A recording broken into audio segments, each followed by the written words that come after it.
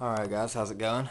Um, I'm at home today, feeling a little bit under the weather. Got a summer cold, I guess.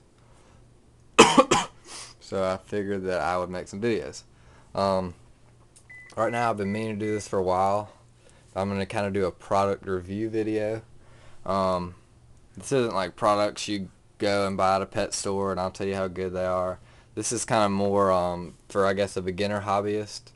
You know, there are a lot of little, not necessarily secrets, but there are a lot of things you can do way cheaper than the reptile hobby would like you to think.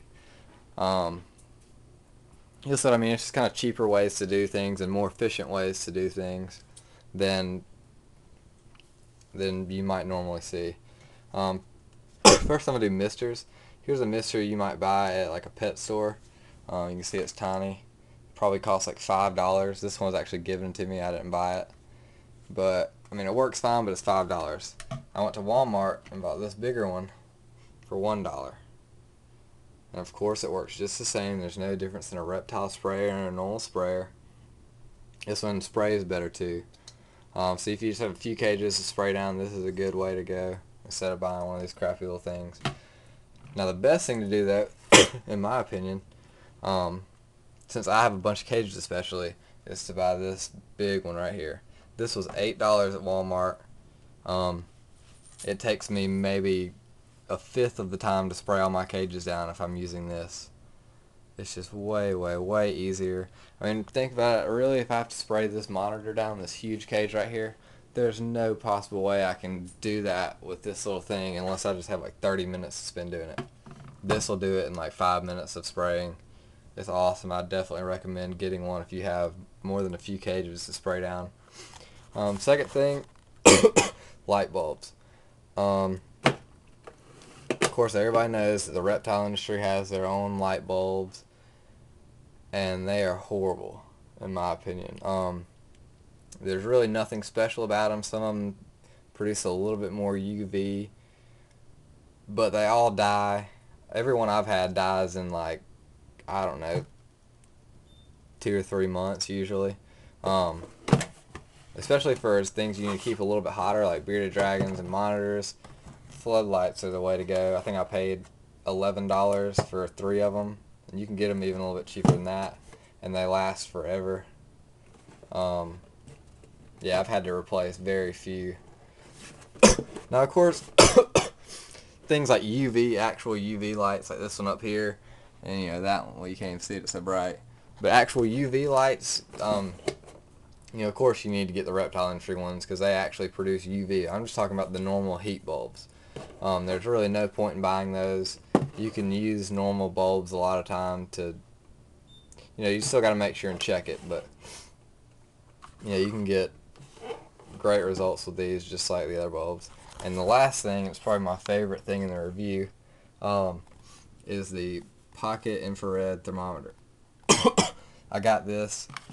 They're usually kind of expensive. There are some that some of the reptile industry people started putting out for $20, that's a good price. You can find them online. I think like Pro Exotics and some websites have them. But I actually went to Radio Shack. One of my friends told me about this, and they had them at Radio Shack for $20. Let me see. After tax, I paid. Oh, you can't see it. $21.60. These things are amazing. See here, it's really simple. All you do is take it, put it close to whatever you want to measure temperature of, press the button, and then read it. 78 degrees, right on top of this thing. You know, first, it's a pain to have a bunch of probes. If you have a bunch of tanks, you know, have probes in here and in there checking the temperatures. You know, it takes a while for them to, you have to actually set them in there and leave them for, you know, a day or two to get the right temperatures. Whereas this thing, you know, I can go to, in 10 minutes, I can go to every single, don't bite it, he'll want to eat it. It's not food. Back up, buddy. Well, that's not right. See right there, 135. His back spot says between 125 and 135, somewhere in there. Depends on the heat in the room. But, you know, I can go to every single cage and check the temperature. What's that? Oh.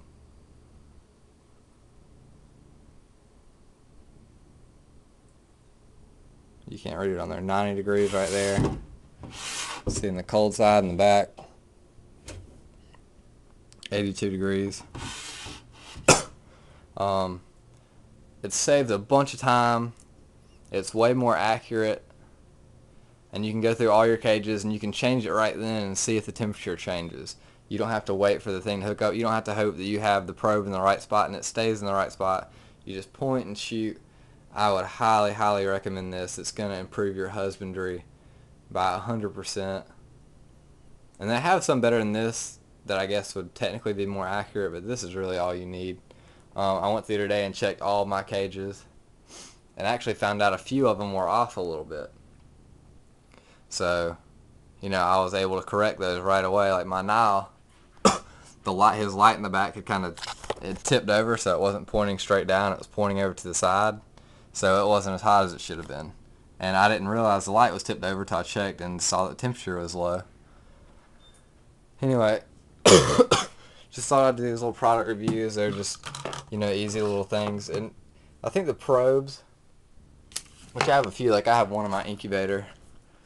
These things from Petco, I mean, they're good. There's nothing wrong with them. They're like $7. So, I mean, you know, by the time you bought 3 of them, you could have bought one of these things that you could just check everything in the cage with. So anyway, that's my little product review.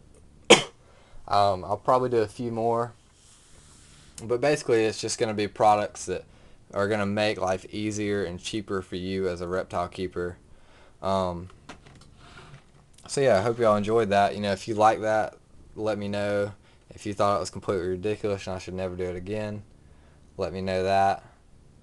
Anyway, or if you have any suggestions on me to do anything, let me know. Alright guys, take it easy.